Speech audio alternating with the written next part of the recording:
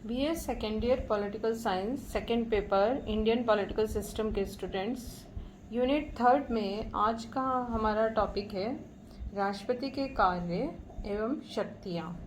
हमने पिछले लेक्चर में राष्ट्रपति ये जो टॉपिक है वो स्टार्ट किया था और हमने उसकी योग्यता इत्यादि के बारे में चर्चा की थी। आज हम इसके कार्य और शक्तियाँ यानी पावर्स ऑफ प्रेसिडेंट के विषय में चर्चा करेंगे। राष्ट्रपति देश का प्रथम नागरिक है और ये एक महत्वपूर्ण पद है और भारतीय संविधान के द्वारा ये जो हमारी संघीय कार्यपालिका है उसका नाममात्र का प्रधान और महत्वपूर्ण पद है। भारत के राष्ट्रपति को विभिन्न प्रकार के कार्य करने होते हैं और इसी कारण इसको अनेक प्रकार की शक्तियां इस पद को प्राप्त हैं। अगर राष्ट्रपति की शक्तियों को समझने का प्रयास करें तो इन शक्तियों को हम दो भागों में विभाजित कर सकते हैं। पहला सामान्यकालीन शक्तियाँ और दूसरा आपातकालीन या इसे संकटकालीन शक्तियाँ भी कहा जा सकता है। पहले हम चर्चा करेंगे सामान्यकालीन राष्ट्रपति की शक्तियों के विषय में। इन्हें हम चार भागों में विभाजित कर सकते हैं। एक तो कार्यपालिका या प्रशासनिक शक्तियाँ, दूसरा विधायिनी शक्तियाँ यानी व्यवस्थापिका से संबंधित शक्तियाँ, तीसरा वित्तीय शक्तियाँ यानी आर्थिक मामलों से संबंधित शक्तियाँ और चौथा न्यायिक शक्तियाँ यानी न्यायपालिका से संबंधित राष्ट्रपति की शक्तियाँ। सर्वप्रथम यदि हम कार्यपालिका या प्रशासनिक शक्तियों के बारे में चर्चा करें तो संघ की सर्वोच्च कार्यपालिका शक्ति राष्ट्रपति में निहित है और इन शक्तियों का प्रयोग वह या तो स्वयं करता है या फिर उसके अधीनस्थ कर्मचारियों के द्वारा किए जाते हैं। संघ के सभी अधिकारी राष्ट्रपति के अधीन होते हैं और शासन के समस्त कार्य राष्ट्रपति के द्वारा ही किए जाते हैं। संविधान के अनुच्छेद 53 में भी ये उल्लिखित है कि संघ की कार्यपालिका शक्ति राष्ट्रपति में निहित होगी और वह इसका प्रयोग संविधान के अनुसार या तो स्वयं या अपने अधीनस्थ कर्मचारियों के द्वारा कर सकता है। इसके साथ ही राष्ट्रपति की एक और जो कार्यपालिका संबंधी शक्ति है वो है महत्वपूर्ण अधिकारियों की नियुक्ति करना या उनको पद से हटाने की शक्ति। राष्ट्रपति भारत संघ के अनेक महत्वपूर्ण अधिकारियों की नियुक्ति करता है, जैसे प्रधानमंत्री, उनके सलाह से मंत्री, राज्यों के राज्यपाल, उच्चतम न्यायालय और उच्च न्यायालयों के न्यायाधीश, महालेखा परीक्षक, संघीय लोक सेवा आयोग का अध्यक्ष, सदस्य और विदेशों में राजदूत इत्यादि। उच्च अधिकारियों के अतिरिक्त राष्ट्रपति प्रशासनिक आयोगों की नियुक्ति कर सकते हैं, जैसे अंतर्राज्य परिषद, निर्वाचन आयोग, वित्त आयोग, राजभाषा आयोग, पिछड़े वर्गों की दशा सुधारने से संबंधित आयोग इत्यादि। राष्ट्रपति को मंत्रियों, राज्यपालों, महान्यायवादी और सर्वोच्च और उच्च न्यायालय के न्यायाधीशों और लोक सेवा आयोग के अध्यक्ष और सदस्यों को पदच्युत करने का भी अधिकार प्राप्त है। इस तरह से हम देखें तो राष्ट्रपति महत्वपूर्ण नियुक्तियां और पदच्युति कर सकता है। दूसरा, राष्ट्रपति को विभिन्न प्रकार के नियमों का निर्माण करने का अधिकार और शक्ति है। राष्ट्रपति विभिन्न प्रकार के नियम बनाने की शक्ति रखता है, जैसे संसद के दोनों सदनों की संयुक्त बैठक बुला सकता है, सर्वोच्च न्यायालय के अधिकारी और कर्मचारियों की नियुक्ति करना और उनसे संबंधित नियमों का निर्धारण करना, अन्य अधिकारियों के प्रशासनिक कार्यों और उनसे संबंधित नियमों का निर्धारण करना, सर्वोच्च न्यायालय और उसकी कार्यप्रणाली के संबंध में बनाए गए नियमों, संघीय लोक सेवा आयोग और अन्य किसी राज्य की आवश्यकता की पूर्ति के संदर्भ में भी नियमों का निर्माण कर सकता है। तीसरा कार्यपालिका या प्रशासनिक शक्ति है संघ की इकाइयों पर नियंत्रण। राष्ट्रपति को ये भी अधिकार है कि राज्य सरकार को वो निर्देशित कर सकते हैं नियंत्रित कर सकते हैं और समन्वित कर सकते हैं। संघ की इकाइयाँ भारत में राज्यों को कहा जाता है। राज्यों के संदर्भ में समन्वित नीति, राज्यों के पारस्परिक विवादों का निपटारा, उन्हें परामर्श देना, अंतर्राज्यीय परिषद का गठन करना इत्यादि से संबंधित कार्य राष्ट्रपति कर सकते हैं। इसके साथ ही एक और कार्यपालिका से संबंधित शक्ति है, या जिसे प्रशासनिक शक्ति भी कह सकते हैं, वो है अंतर्राष्ट्रीय स्तर पर प्रतिनिधित्व करना। भारतीय संघ का वैधानिक प्रमुख होने के नाते राष्ट्रपति अंतर्राष्ट्रीय मामलों में देश का प्रतिनिधित्व करता है। विदेशों में स्थित भारतीय जो भी दूतावास हैं उनके लिए राजदूतों की कूटनीतिक प्रतिनिधियों की नियुक्ति करना, विदेशों के राजदूतों और कूटनीतिक प्रतिनिधियों के प्रमाण पत्रों को स्वीकार करना, संधि और समझौतों के संदर्भ में राष्ट्रपति के नाम के द्वारा ही ये सारे समझौते किए जाते हैं, और संधियों और समझौतों का संसद द्वारा अनुसमर्थन प्राप्त करना। तो ये अंतर्राष्ट्रीय मामलों के संदर्भ में भी राष्ट्रपति को प्रमुख शक्ति प्राप्त है। फिर राष्ट्रपति सर्वोच्च सेनापति के रूप में भूमिका अदा करता है, क्योंकि राष्ट्रपति भारत की तीनों सेनाओं का प्रधान सेनापति है, चाहे वो जल सेना हो, नभ हो या स्थलीय सेना हो। राष्ट्रपति को प्रधान सेनापति बनाकर संविधान ने ये निश्चित किया है कि सैनिक शक्ति नागरिक सत्ता के अधीन होगी। प्रतिरक्षा सेनाओं, युद्ध और शांति आदि के विषय में कानून बनाने की शक्ति संसद को प्राप्त है, और भारत का राष्ट्रपति संसद की स्वीकृति के बिना युद्ध की घोषणा नहीं कर सकता। तो इस प्रकार जो औपचारिक रूप से यदि हम देखें तो राष्ट्रपति को सर्वोच्च सेनापति के रूप में भूमिका अदा करनी होती है। दूसरी जो शक्ति का प्रकार है सामान्यकालीन, वो है विधायिनी शक्तियाँ। विधायिनी शक्तियों में राष्ट्रपति विधायी क्षेत्र का प्रशासन करता है। विधायिनी से मतलब है व्यवस्थापिका या संसद से संबंधित शक्तियाँ, और इसमें राष्ट्रपति को संसद का अधिवेशन बुलाना और सत्रावसान करना, किसी भी समय लोकसभा का अगर विघटन होता है उस समय इसकी भूमिका, संयुक्त जो बैठक होती है संसद की उसमें अभिभाषण देना, संदेश भेजना, और संयुक्त बैठक अगर आवश्यक हो तो बुलाई जा सकती है, और उसका जो भी नेतृत्व है वो राष्ट्रपति के द्वारा किया जाता है। दूसरा, सदस्यों को मनोनीत करने में भी राष्ट्रपति की भूमिका है। संसद के जो उच्च सदन है राज्यसभा, उसमें 12 जो सदस्य हैं वो मनोनीत होते हैं और 2 आंग्ल भारतीय होते हैं। तो जो अलग अलग साहित्य, विज्ञान, कला इत्यादि क्षेत्रों से संबंधित सदस्य हैं उनका मनोनयन राष्ट्रपति के द्वारा होता है, और 2 एंग्लो इंडियंस सदस्यों का मनोनयन भी राष्ट्रपति करता है। तो राज्यसभा में भी राष्ट्रपति को सदस्यों को मनोनीत करने में एक अहम भूमिका निभानी होती है। तीसरा जो व्यवस्थापिका से संबंधित कार्य वो है विधेयकों के निषेधाधिकार का प्रयोग।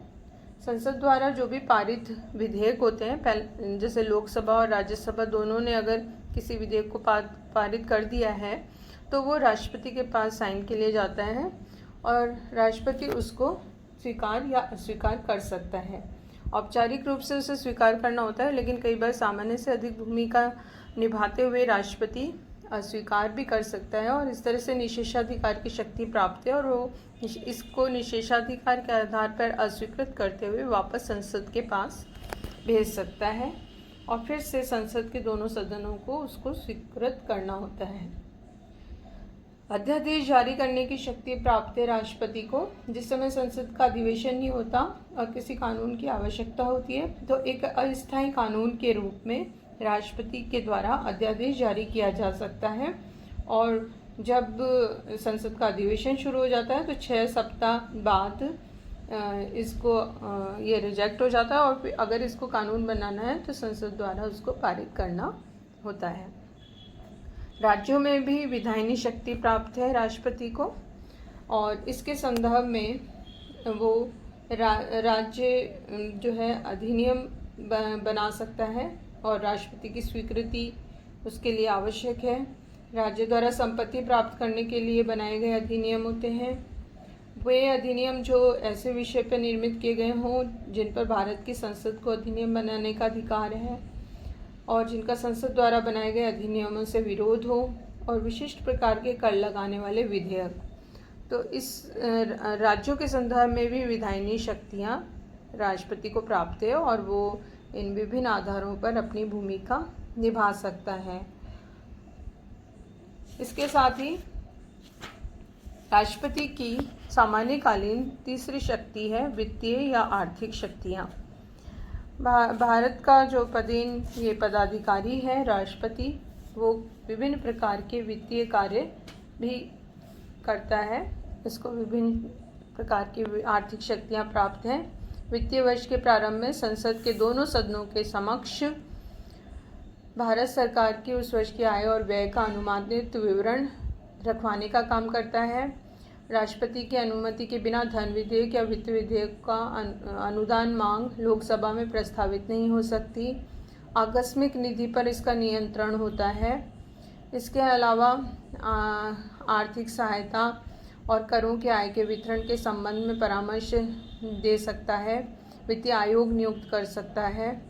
आयकर की राशि को केंद्र और राज्यों में बांटने संबंधी कार्यों में भूमिका निभा सकता है। ऐसे विभिन्न कार्य जो कि अर्थव्यवस्था से रिलेटेड हैं, वित्त से संबंधित हैं, उसमें भी राष्ट्रपति की एक अहम भूमिका होती है।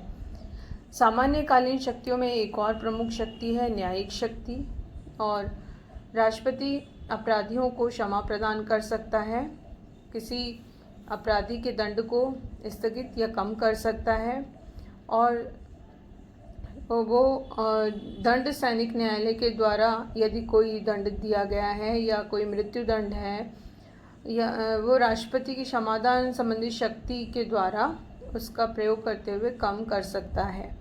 क्षमादान का अधिकार केवल राष्ट्रपति के पास ही है।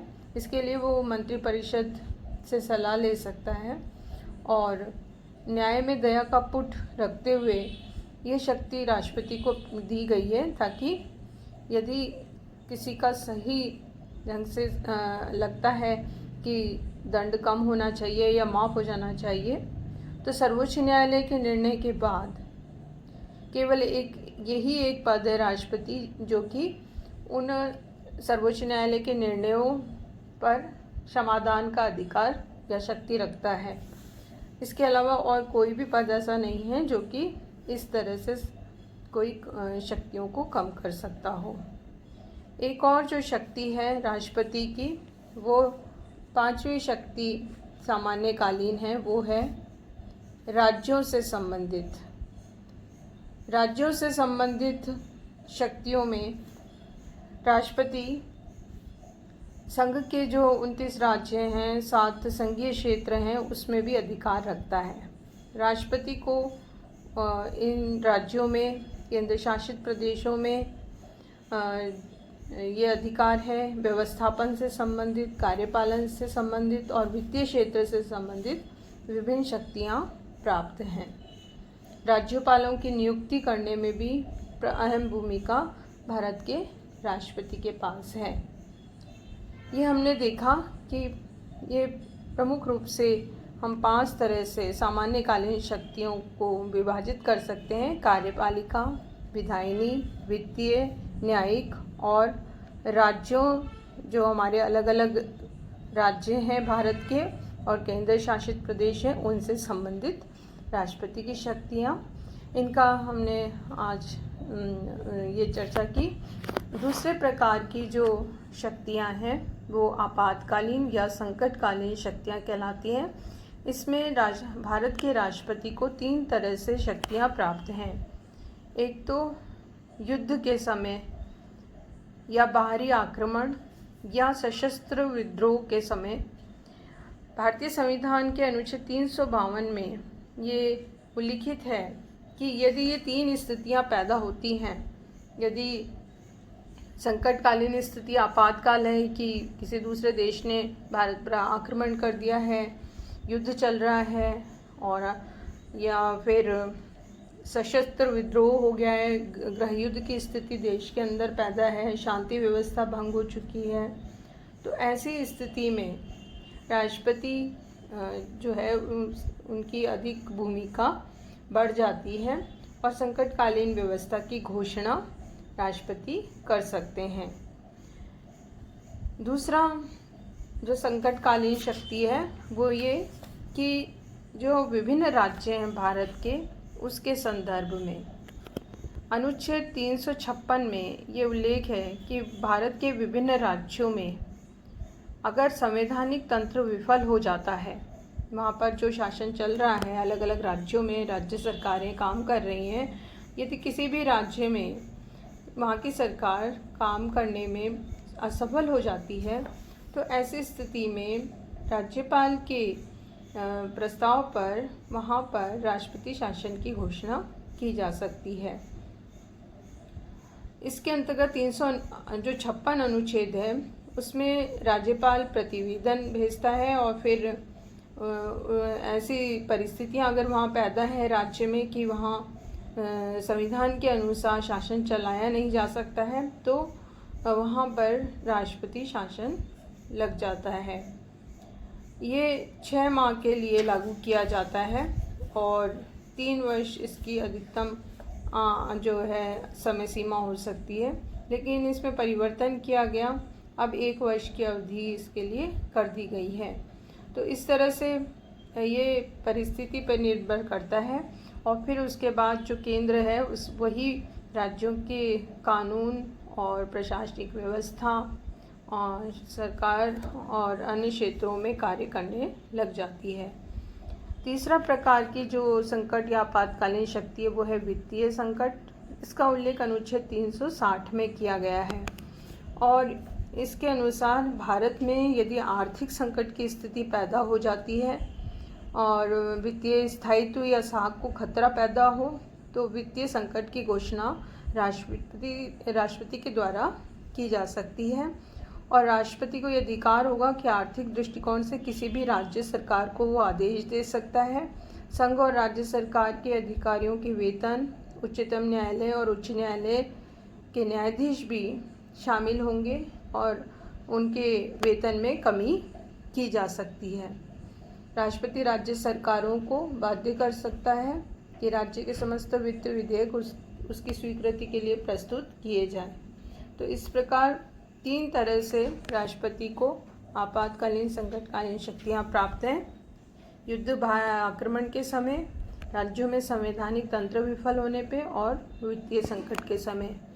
राष्ट्रपति की ये शक्तियाँ 2 तरह से और समझी जा सकती हैं। एक तो कुछ राष्ट्रपति ने स्वतंत्र राष्ट्रपति की धारणा इसके आधार पर काम किया है और कुछ राष्ट्रपति केवल संवैधानिक प्रधान के रूप में ही भूमिका निभा चुके हैं। स्वतंत्र राष्ट्रपति की धारणा से संबंधित ये है कि जो राष्ट्रपति को औपचारिक शक्तियां प्राप्त हैं, उससे बढ़कर कई राष्ट्रपतियों ने अपना कार्य किया। जैसे कि हिंदू कोड बिल को लेकर राजेंद्र प्रसाद ने जो स्वतंत्र राष्ट्रपति की भूमिका है वो निभाई। डाक विधेयक को लेकर ज्ञानी जेल सिंह जी ने एक स्वतंत्र राष्ट्रपति की भूमिका को निभाया था, जो कि संविधान में उल्लिखित नहीं है, लेकिन इससे बढ़कर जब अपनी शक्तियों का प्रयोग किया जाए तो उसे स्वतंत्र राष्ट्रपति की धारणा के रूप में समझा जा सकता है। और दूसरा ये कि संवैधानिक प्रधान के रूप में, जिसमें कि केवल राष्ट्रपति औपचारिक प्रधान है और वो केवल औपचारिक भूमिका ही निभाए, उससे ज़्यादा नहीं। और ज़्यादातर भारत के राष्ट्रपति एक संवैधानिक प्रधान की भूमिका के रूप में ही काम करते हैं, जिसे नाम मात्र का प्रधान या औपचारिक कार्यपालिका के रूप में ही देखा जा सकता है। तो इस प्रकार आज हमने देखा कि भारत का राष्ट्रपति विभिन्न प्रकार के कार्य करता है और विभिन्न क्षेत्रों में उसको महत्वपूर्ण शक्तियाँ प्राप्त हैं।